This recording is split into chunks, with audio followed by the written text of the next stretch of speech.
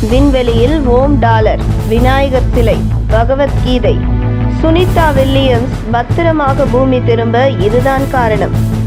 59 வயதான சுனிதா வில்லியம்ஸ் பன்முக கலாச்சார பின்னணியைச் சேர்ந்தவர்.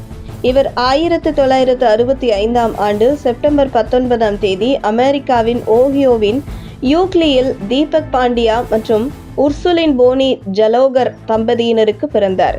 அவரது தந்தை தீபக் பாண்டியா இந்தியாவின் குஜராத்தைச் சேர்ந்த ஒரு நரம்பியல் மருத்துவர் ஆவர்.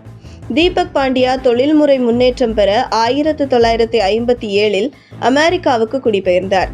1983இல் பள்ளி படிப்பை முடித்த சுனிதா வில்லியம்ஸ் அதனைத் தொடர்ந்து 1987இல் அமெரிக்க கப்பல் படை அகாடமியிலிருந்து அறிவியலில் இளங்கலை பட்டத்தை பெற்றார். சுனிதா மற்றும் மைக்கேலின் காதல் 1987ஆம் ஆண்டு அமெரிக்க கடற்படை அகாடமியில் படித்தபோது தொடங்கியது. தொழில் முறையில் பல ஆண்டுகளாக பழக்கமான இவர்கள் இருவருக்கும் இடையேயான நட்பு மெதுவாக காதலாக வளர்ந்தது.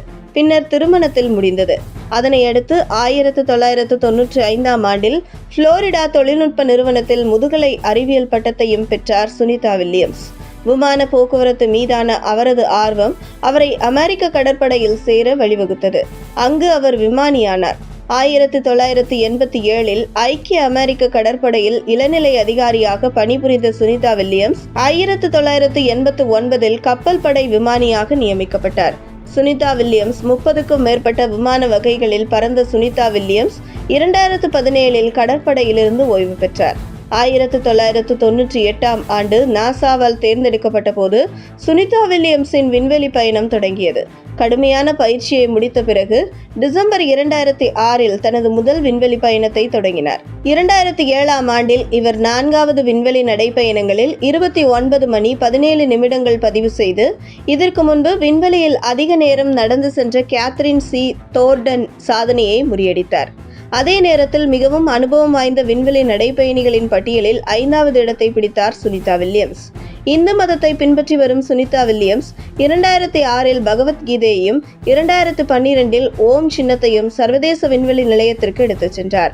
3வது முறையாக சர்வதேச விண்வெளி நிலையத்திற்கு சென்றபோது எதிர்பாராத விதமாக 9 மாதங்கள் அங்கு தங்கியிருந்தார்.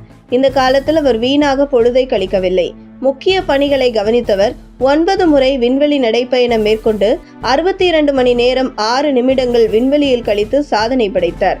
சுனிதா பகவத்கீதையை படித்து மன வலிமை பெற்றதாகவும் அதை தன் பயணங்களில் வழிகாட்டியதாகவும் தெரிவித்துள்ளார் சுனிதா வில்லியம்ஸ். மேலும் சுனிதா வில்லியம்ஸ் உறவினர் ஒருவர் அளித்துள்ள பேட்டியில் சுனிதா வில்லியம்ஸ் ஒரு விநாயகர் சிலையை விண்வெளிக்கு எடுத்துச் சென்றதாகவும் அதன் புகைப்படத்தை தனக்கு ஷேர் செய்ததாகவும் தெரிவித்துள்ளார். அதேபோல் அண்மையில் நடந்த மகா கும்பமேளாவில் தான் கலந்து கொண்ட புகைப்படங்களை சுனிதாவுக்கு அனுப்பியதாகவும் பதிலுக்கு விண்வெளியிலிருந்து படம் பிடிக்கப்பட்ட மகா கும்பமேளா புகைப்படங்களை தனக்கு சுனிதா அனுப்பி வைத்ததாகவும் அவர் தெரிவித்துள்ளார். இந்த நிலையில் சுனிதா வில்லியம்ஸ் இருந்த ஆன்மீக நம்பிக்கைதான் அவரை மனதளவில் தைரியமாக வைத்து பத்திரமாக பூமிக்கு அழைத்து வந்துள்ளது என பலரும் கருத்து தெரிவித்து வருகிறார்கள். உங்கள் தின சேவல்